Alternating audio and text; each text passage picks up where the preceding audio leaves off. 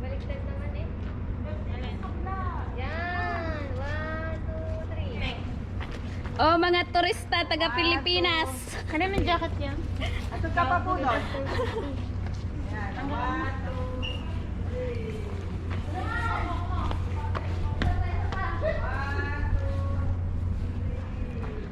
Archaeological experiment. Ano yun? Hindi ka huwag kang maniwala sa we will take later. Hindi yun mangyayari. You keep. Okay. Ay, ang isa daw kay Volcar, ang isa ano. Iyan. Keep ang isa. Go. Okay. Go inside, straight until the steps and up. Okay.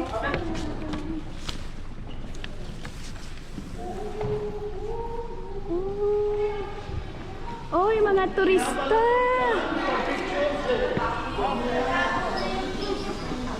Kuya, start to. Kaya nga, nakaservice. Barbal.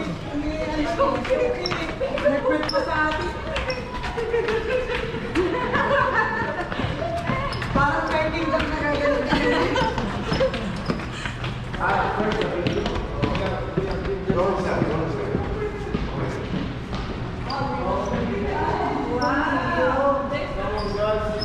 Okay.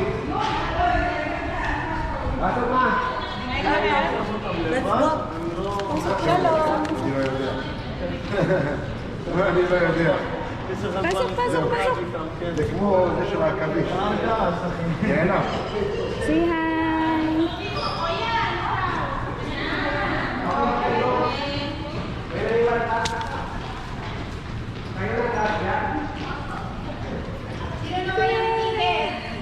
Andito na nakuha na. Oh.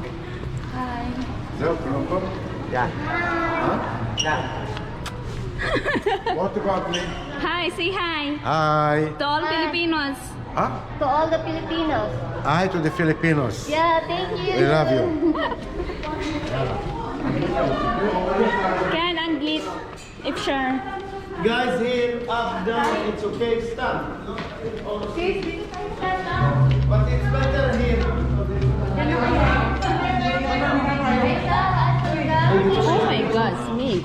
Makamix ka talaga. Ay, Historian and writer Josephus Flavius wrote about almost 2,000 years if ago. sure.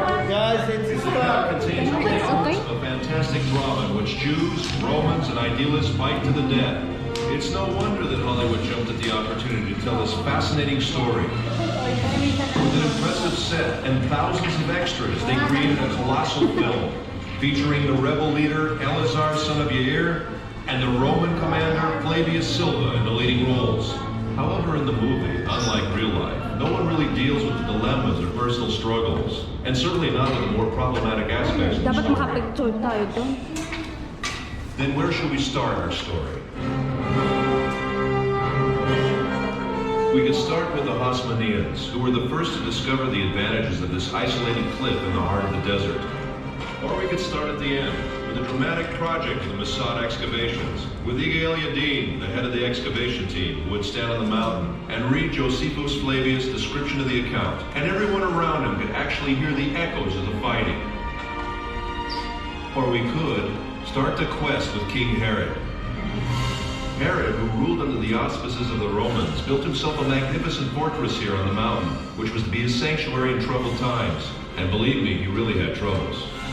Herod, like any other king, built his palaces to the highest standards of his day. One of them is this western palace. Herod's architect was probably a short guy. Here he built himself a bathhouse, and he would put his lamp here and enter his bath. What can I tell you? This king loved the good life.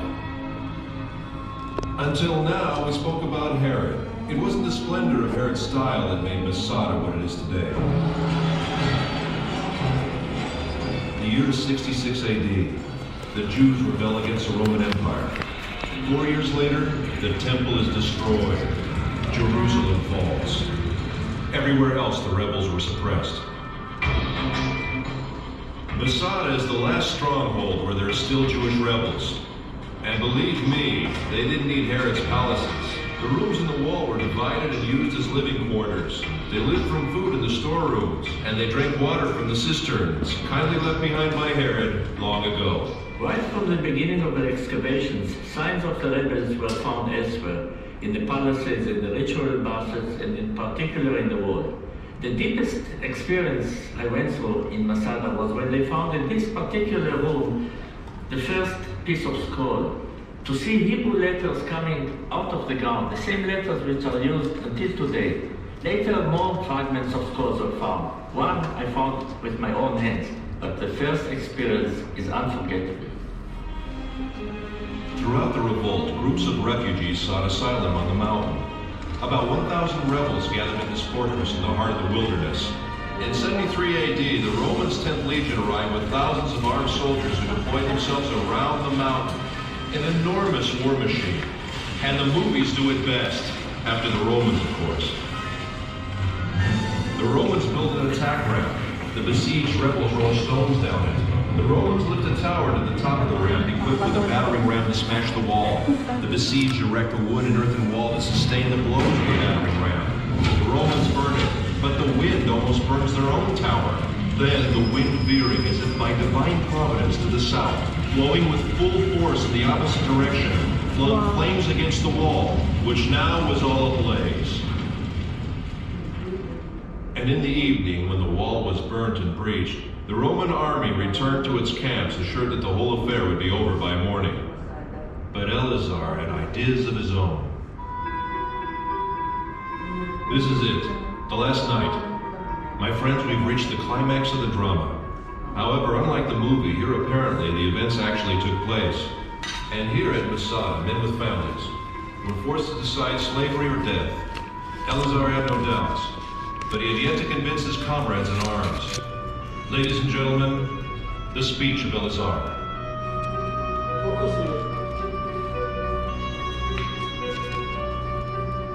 Oh, my loyal followers, the time has now come that obliges us to make that resolution true in practice.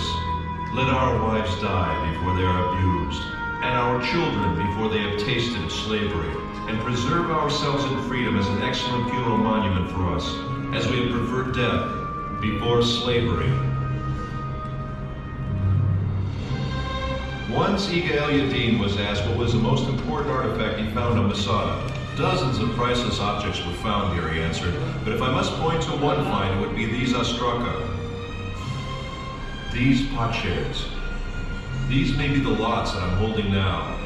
Potsherds on which the rebels wrote their names. 10 men who were chosen were the only ones who remained. Their equipment had already burned, and each of them had already killed his wife and children. Then they drew the lots. Who would kill the 9th man and fall on his own sword? And in the morning, the Romans arrived, and besides 2 women and a few children, everyone was dead.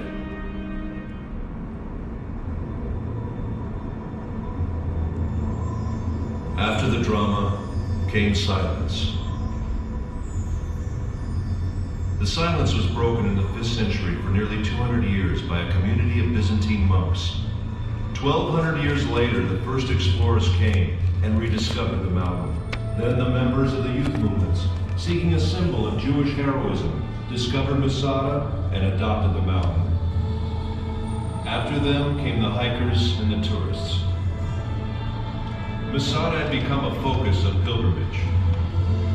Professor Netzer, what do you really think about the act of courage that ended in suicide? Maybe it's the utmost courage to prefer death to a life of slavery. So it's death or freedom? Yes, death as a free man or slavery in the hands of the Romans. Which choice would you make? No matter what, Masada has become a symbol of staunch resistance against a fierce enemy. And if it is a symbol, then perhaps this might be some kind of victory. Ladies and gentlemen, I invite you to climb the mountain.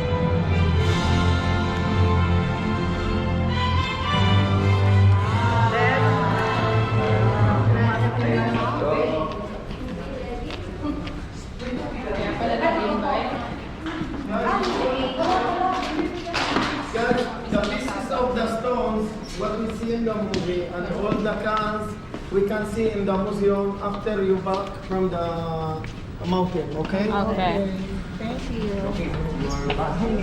Yeah, that's why I try to go out.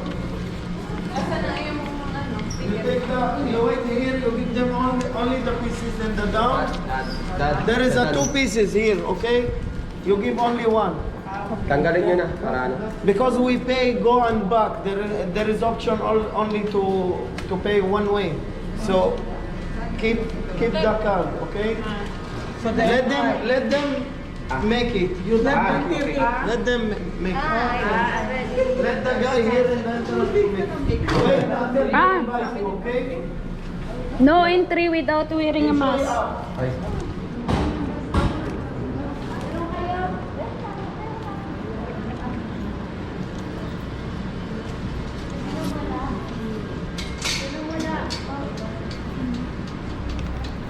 Ito po yung cable car na sinasakyan paakyat at pababa sa...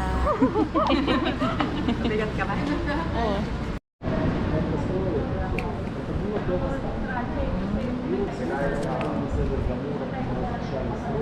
Parang sana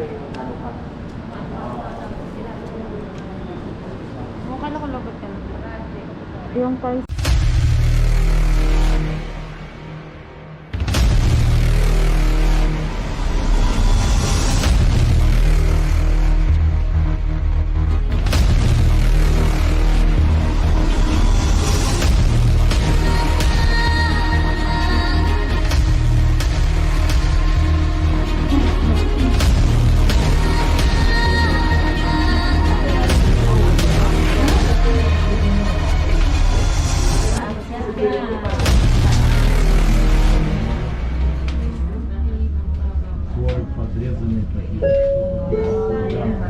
ברוכים הבאים לגן הלאומי מצדה של רשות הטבע והגנים. Welcome to Masada National Park. Welcome to Masada National Park.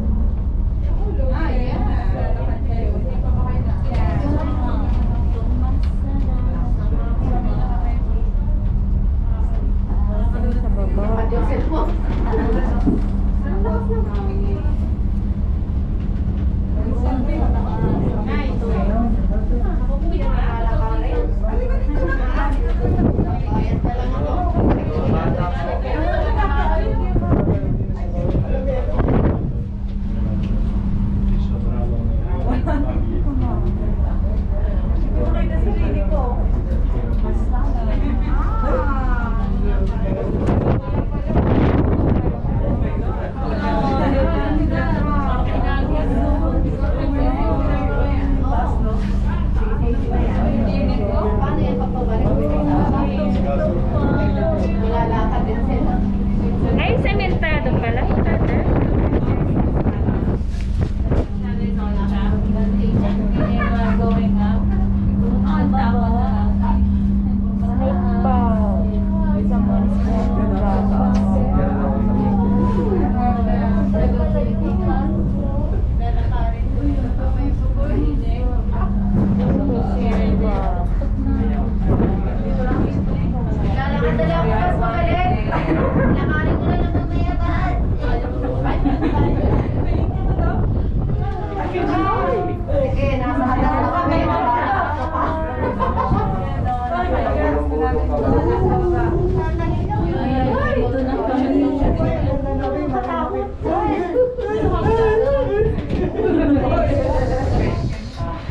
Alam na ko.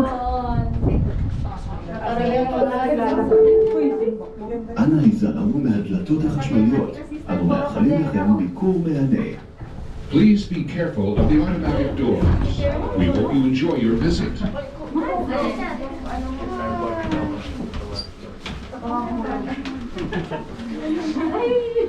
Bababa na sa bubukas ng pinto na.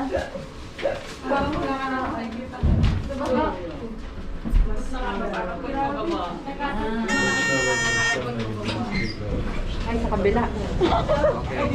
Inatay. Ay, bumakbon.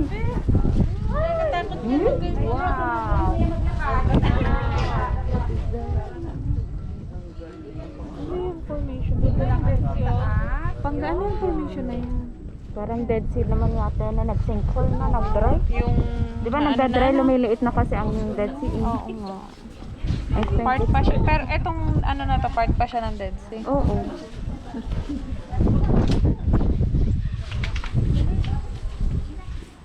Ay, hindi ko pala na-video dyan.